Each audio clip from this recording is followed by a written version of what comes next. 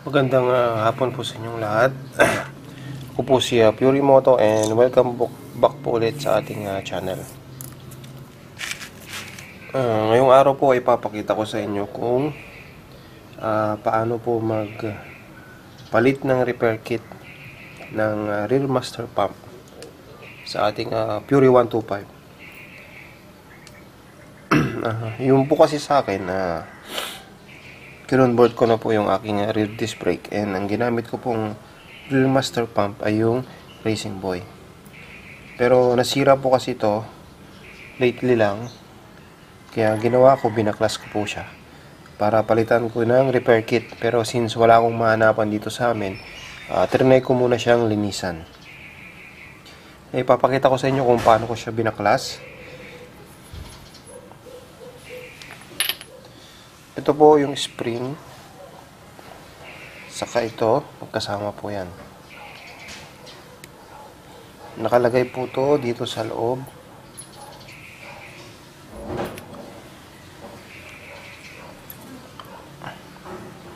Wait lang, check natin. Check natin maigi. Ayan.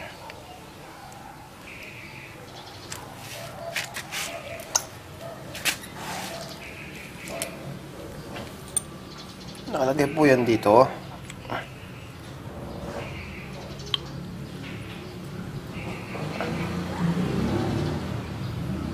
Tapos ito po, meron po itong kasamang circlip.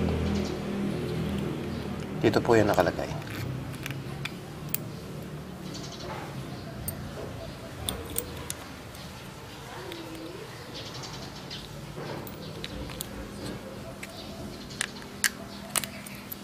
Ayan. Tapos ito po nakalagay dito. Tulak po natin. Ito nakatulak po to sa loob.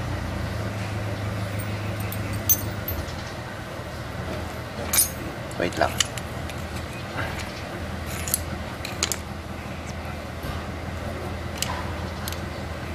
Ayan, nakatulak po yan sa loob.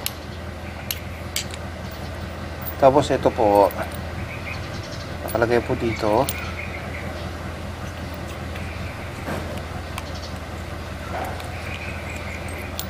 Ayan. Bago yung circlip. Kaya pagkabaklas ko po nito, tinanggal ko po na tong circlip bago ko po nahugot ito. Then ito, sinundot ko po sa ilalim dito sa kabila para matanggal po. Kasama po yung spring. Tapos ito naman po, ang nakalagay dito ay ito, papunta sa hose ng fluid, punta sa ating fluid reservoir. Tapos may nakalagay pong rubber para dito. Tapos ito, tsaka itong circlip dito sa ibabaw. Kaya nung tinanggal ko to, tinanggal ko po na yung circlip bago ito, tsaka yung rubber sa loob. Ayan.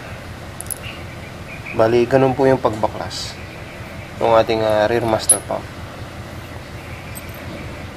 Di ko po alam kung same size to dun sa iba, pero ang sukat po nito ay 14mm. Yung butas po dito 14mm.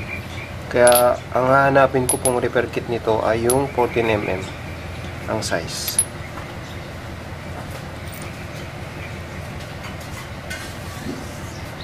Bali, nalinisan ko na po to. Tatry ko na lang po na ibalik at itetest po natin kung pwede pa or need na talaga palitan ng repair kit. If ever po na pwede pa, ibabalik po natin to doon sa ating rear disc brake. Pero kung di na pwede, order po tayo sa Shopee nung 14mm na repair kit para sa rear master pump ng Racing Boy. Kung wala, order po tayo ng universal.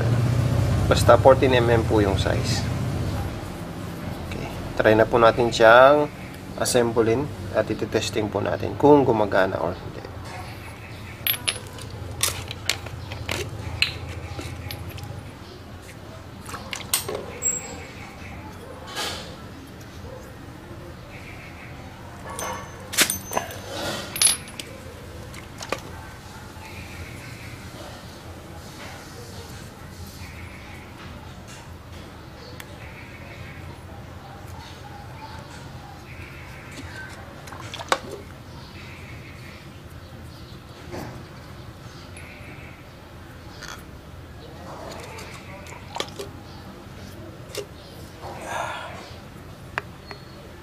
try po natin lagyan ng brake fluid.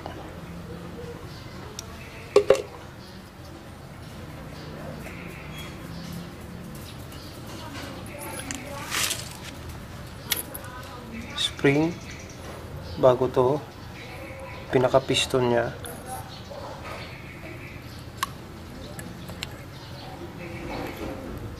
Testing po natin kung gagana siya.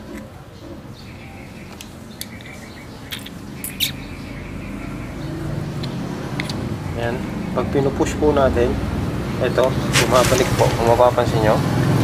Ayan, bumabalik po siya.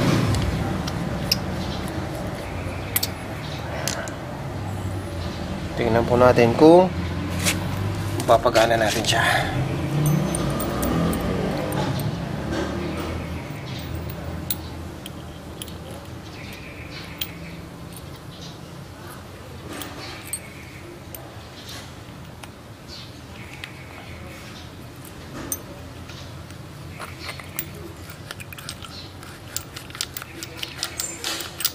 So yun, lumalaban na po siya.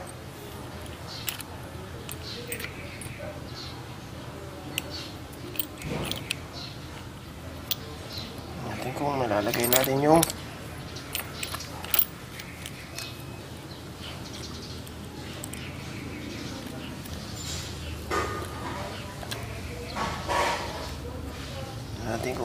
natin yung circlip.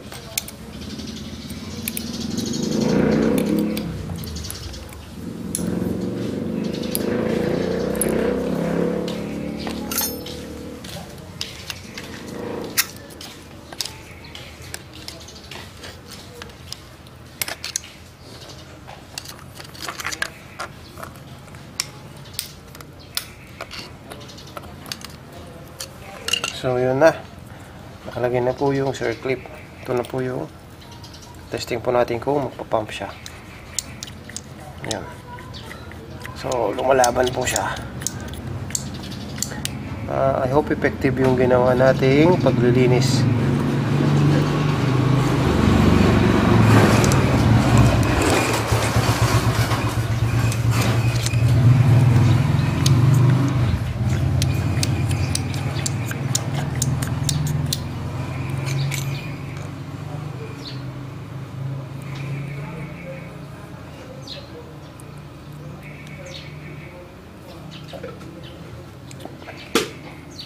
Next, ilalagay po natin yung rubber. Tignan na po natin kung papasok pa siya.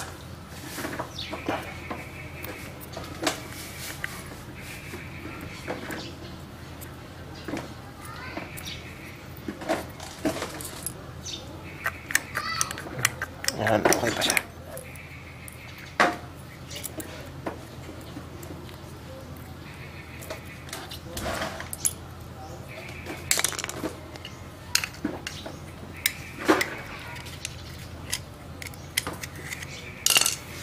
And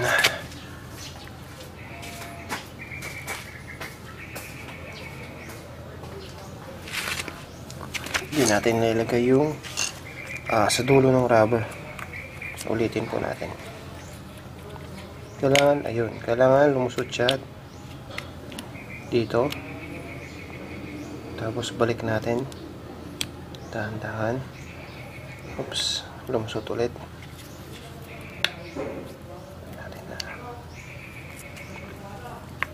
Natin kung papasok.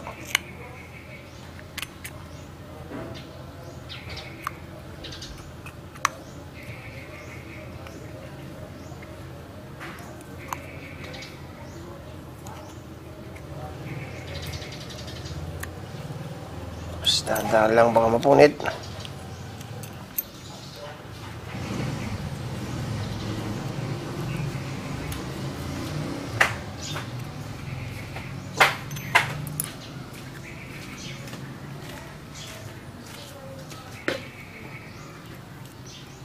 Isang beses pa. Oops.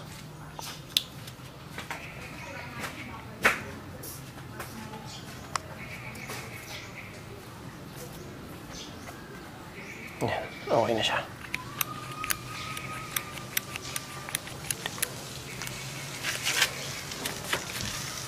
Then, ito naman po isa. Rubber. Tapos ito. Then, yung circlip.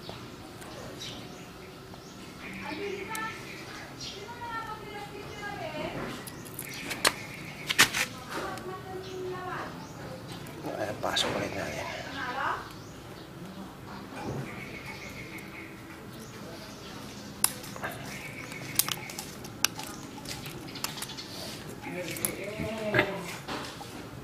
Pasok na yung ating circlip. Next, yung rubber.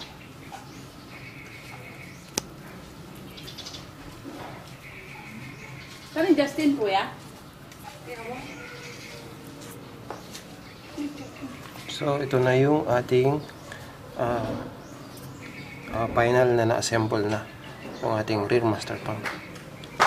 Kakabit natin sa ating rear disc brake. Tignan natin kung gumagana yung pagkalinis natin or effective yung ginawa nating paglinis or need talaga palitan ng repair kit.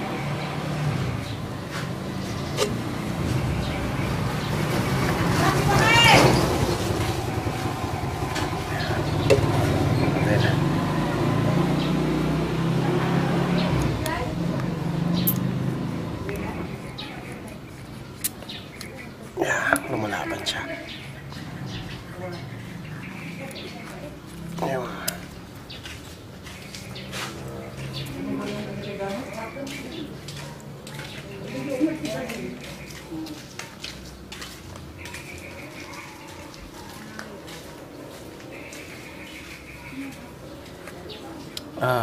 Ngayon, i-test na po natin.